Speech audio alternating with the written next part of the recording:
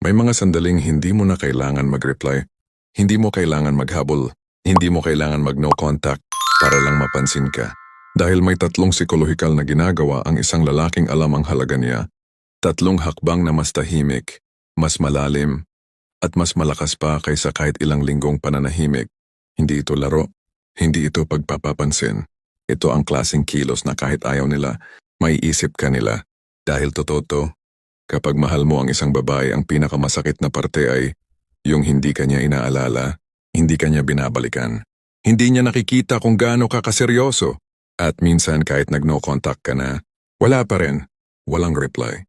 Walang tanong. Walang kumusta ka. Parang ikaw pa ang nawalan. Ikaw pa ang nakalimutan. Ikaw pa ang pinakawalan. At habang tumatakbo ang oras, habang sinusubukan mong hindi mag-message, habang pinipigilan mong tingnan ang story niya, ang totoo, ikaw ang unti-unting nauubos. Kaya mo sinabing no contact na, pero sa loob mo ikaw yung tahimik na naghihintay. At doon nagsisimula ang tunay na sakit. Bakit ba ganito?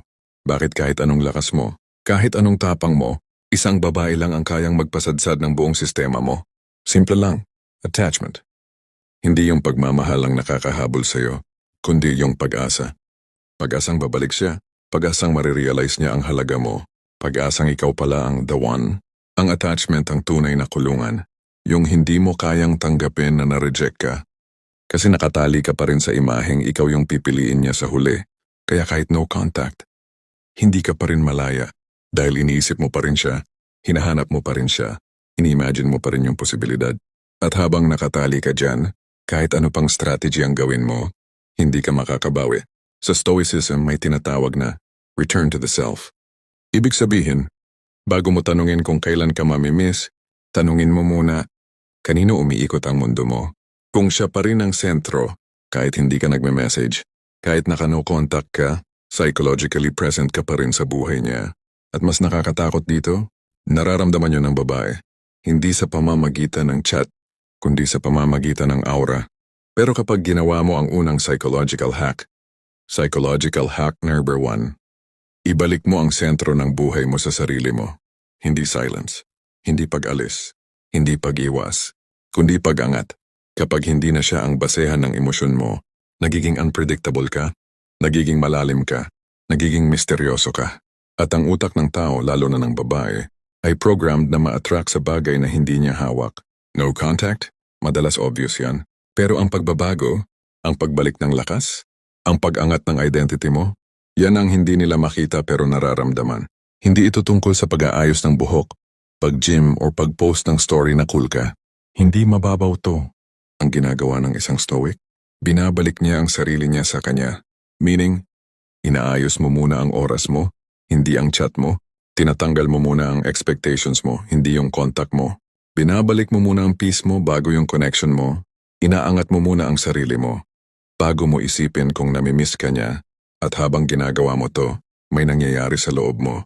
Nagiging mas grounded ka, mas composed, mas kalmado, mas lalaki. At guess what? Ito yung hindi kayang gayahin ng mga insecure na lalaki. Ito rin yung pinaka hindi sanay makita ng maraming babae. Yung lalaking laging nandyan, pero hindi umaasa. Yung lalaking tahimik, pero hindi naghihintay. Yung lalaking payapa ang buhay, kahit mag-isa. Yan ang lalaking hindi basta nakakalimutan. Pero teka, huwag mong gawing strategy ang paghihilom. Huwag mong gawing teknik ang pag-angat. Huwag mong gawing pampamis ang pagbalik sa sarili. Kasi kapag ginawa mo yan para lang balikan ka niya, hindi ka nag-shift of center, nagpalit ka lang ng disguise. Ang ego mo pa rin ang humahawak ng manibela.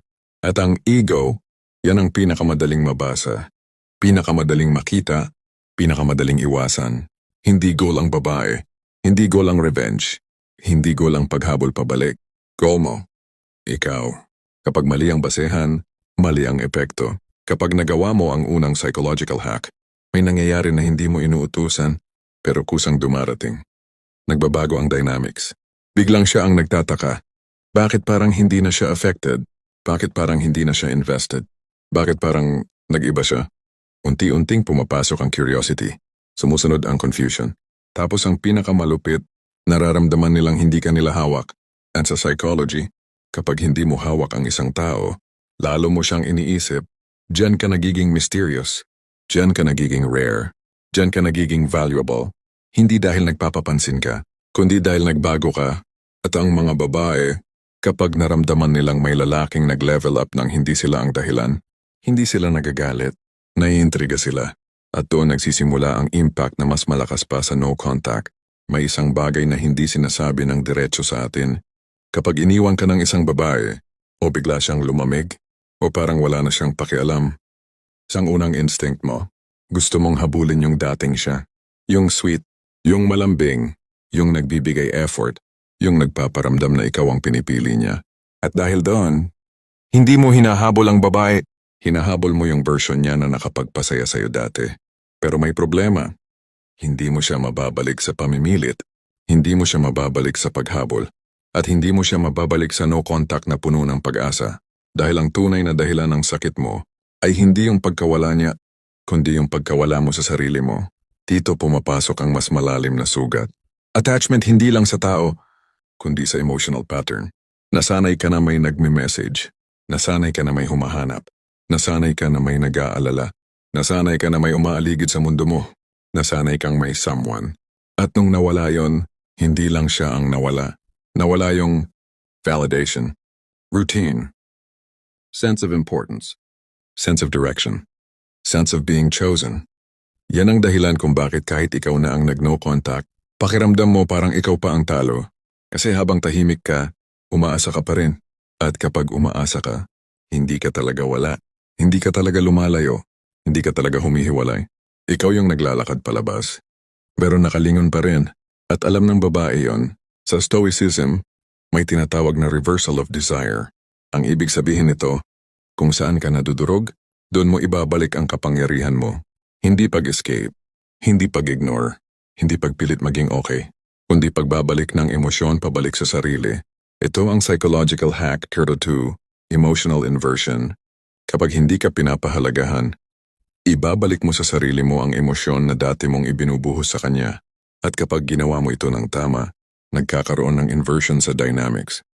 The more you invest in yourself, the more she becomes aware of your absence. Hindi dahil nangiiwan ka, kundi dahil may pagbabago sa emotional presence mo. Hindi na ikaw yung lalaking available lagi. Anekon Tyson, laging nag-aalala, laging naghihintay, o laging nakaabang sa chat, laging nag-a-adjust, laging baka sakaling bumalik. Nagiging lalaki ka na, may sarili ng buhay, may sariling momentum, may sariling lakas, may sariling direction, may sariling mundo ulit. At psychologists agree, kapag naramdaman ng isang tao na hindi mo na sila sentro, nagsisimula silang magtanong kung bakit. Ang tanong na yan ang unang spark ng attraction. Hindi ka lumalayo para habulin ka nila. Lumalayo ka kasi hindi mo na kailangan. At dahil doon, mas lalo silang naapektuhan. That is the emotional inversion effect. Paano mo gagawin ang emotional inversion sa totoong buhay? Hindi mo kailangan mag-post ng glow up. Hindi mo kailangan magpakyot. Hindi mo kailangan magmukhang pa-cool. Ginagawa mo siya sa mga maliliit pero malalim na paraan. 1. Inaayos mo ang emotional diet mo. Kung dati energy mo yung pag-check ng phone, paghintay sa reply, pagre-refresh ng stories, pag-aalala kung busy siya, pag-iisip kung may iba ba siya, ngayon pinuputol mo yan at pinapalitan ng journaling, pag-gym, pag-aaral, pagtahimik, pag-rebuild ng routine, pagbalik sa values mo. Hindi ito pagiging hard to get. Ito yung pagbabalik sa pagiging lalaki. 2. Hindi mo pinapalakas ang emosyon niya sa'yo. Pinalalakas mo ang emosyon mo para sa sarili mo. Kung dati siya ang source ng guiding, aristay, sound, excitement, purpose. Ngayon ginagawa mong ikaw ang source nun. At ito ang hindi nila sinasabi. Kapag ang buhay mo ay gumaganda nang hindi sila ang dahilan, nagiging curiosity yan. Hindi dahil nagtataka sila, kundi dahil nararamdaman nilang hindi na sila parte ng kwento at walang mas malakas sa utak ng babae kesa pakiramdam na unti-unti ka nang nawawala sa kamay nila. 3. Tinatanggap mo na hindi siya obligadong bumalik. Hindi ka nagagalit, hindi ka naghahanap ng closure, hindi ka nagtatanong ng bakit, hindi mo sinusubukang intindihin ang emosyon niya dahil ang anumang bagay na wala sa kontrol mo, hindi mo hinahawakan. This is stoicism at its core. And guess what? Ang lalaking marunong tumanggap ay mas nakakatakot kesa sa lalaking naghihintay. Kasi hindi siya nakikipaglaban para makuha pabalik ang dati, kundi inaangat niya ang sarili niya sa kung ano ang ngayon. That's emotional inversion. 4. Hindi mo hinahangad na magsisi siya, hindi mo hinahangad na bumalik siya, hindi mo hinahangad na mamiss ka niya. Ginagawa mo to para sa'yo, hindi para sa kanya. At ironically, kapag hindi mo na sila kailangan, doon sila mas naapektuhan. Kasi ang mundo nila ay sanay na. Sila yung pinipili, sila yung inaabangan. Sila yung iniintindi, sila yung nilalapitan, sila yung inuuna. Pero ngayon, hindi na. May lalaking lumalakad palayo, hindi para ipagmalaki na kayang lumayo, kundi dahil natuto nang bumalik sa sarili. Yan ang pinakamalakas na psychological impact sa kahit sinong babae. Pero tandaan mo, huwag mong gawing pampataas ng value ang emotional inversion. Huwag mong gawing secret trick. Huwag mong gawing ulit siya babalik. Kapag ginawa mo yan, hindi emotional inversion ang ginagawa mo. Manipulation yan. At mabilis nilang mararamdaman yan. Hindi dapat paano ko siya mapapaisip. Kundi, paano ko babalikan ang sarili kong nawala dahil sa attachment? Kapag ego ang ginamit mo, mauubos ka, mapapagod ka, magiging desperate ka pa rin sa loob. At kahit walang chat, mararamdaman niya pa rin yun. Kasi ang attraction, hindi yan nasa actions, nasa energy. Kapag nagawa mo ang psychological hack number 2 ng tama, ito ang nangyayari. Nag-iiba ang tingin mo sa sarili mo. Hindi ka na yung lalaking dependent sa sagot niya. Nagiging lalaki kang independent sa identity mo. Nagiging kalmado ka. Wala kang hinihintay. Wala kang hinahabol. Wala kang kinokontrol. Umaangat ang emotional value mo. Sa psychology, tinatawag ito perceived rarity effect. Kapag umaangat ka emotionally, unti-unti ka ring nagiging rare. At ang rare, hindi basta kinakalimutan. Ang babae nakakaramdam ng shift. Hindi dahil nagpapahabol ka, kundi dahil nag-iba ang vibration mo. Tahimik, malalim, stable, grounded, non-needy. Ito ang klaseng aura na hindi kayang lampasan ng kahit sinong babae, lalo na kung nasanay sila na ikaw yung lagi nilang hawak. Now, hindi na. At doon pumapasok ang curiosity, tapos confusion, tapos intrigue, tapos yung tanong na hindi nila masabi. Ano nang nangyari sa kanya? At kapag napaisip sila ng ganyan, mas malakas pa yan sa kahit ilang taon ng no contact. Psychological hack number 3, the identity shift effect. Ito ang pinakamalakas sa lahat. Mas malakas pa sa no contact, mas malakas pa sa pag-angat, mas malakas pa sa emotional inversion. Ito yung hindi ginagawa ng karamihan, kasi ito yung pinakanakakatakot. Kapag nagbago ang pagkatao mo, hindi ka lang namimiss. Hinahanap ka. Hinahanap nila yung presensya mo, hindi yung messages mo. Hinahanap nila yung energy mo, hindi yung attention mo. This is what Stoics mastered. Hindi sila nag-a-adjust ng kilos para sa babae. Ina-upgrade nila ang buong pagkatao nila para sa sarili nila. Hindi improvement, hindi glow up, hindi revenge arc, identity shift. Isang buong pagbabago sa pagkatao ng lalaki. Kung dati ikaw ay reactive anxious, nangangailangan. Ngayon ikaw ay grounded, kalmado, malinaw. Hindi ito strategy, ito yung nagiging bagong ikaw. At ang babae, hindi niya alam kung bakit bigla siyang naaapektuhan. Pero naaapektuhan siya dahil ang identity shift ay psychological shock sa kahit sinong naka-attach sa'yo noon. Apektado sila hindi dahil ginawa mo ito para sa kanila, kundi dahil hindi na nila kilala ang bagong ikaw.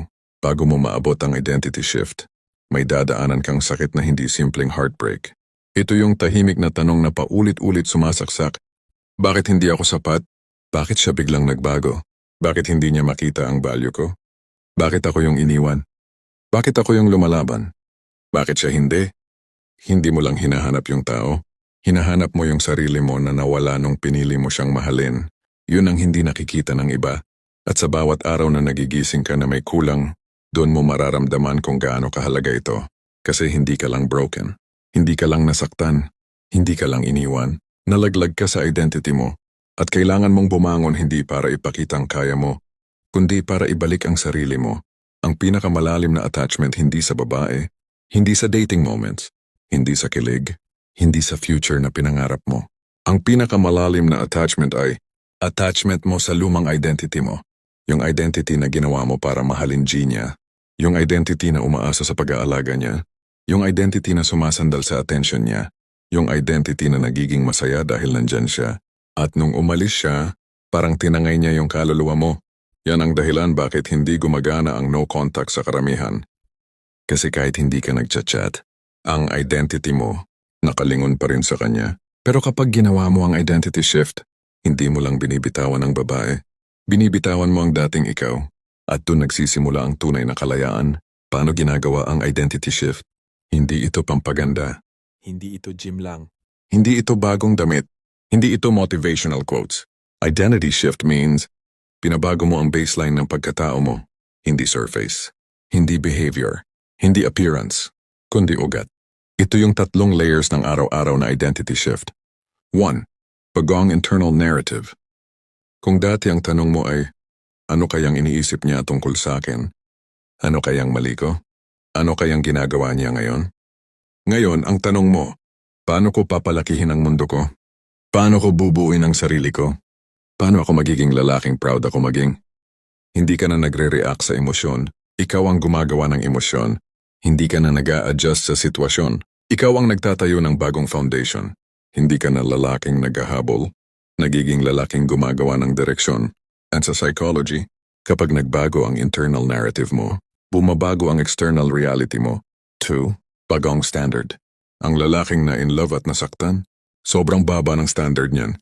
Ginagawa niya pang trophy yung babaeng hindi siya pinipili. Pero ang lalaking naka-identity shift, hindi na siya tumatanggap ng half effort. Ipapost lang pag bored. Inconsistent affection. Bare minimum. Ghosting. A clingy today, cold tomorrow.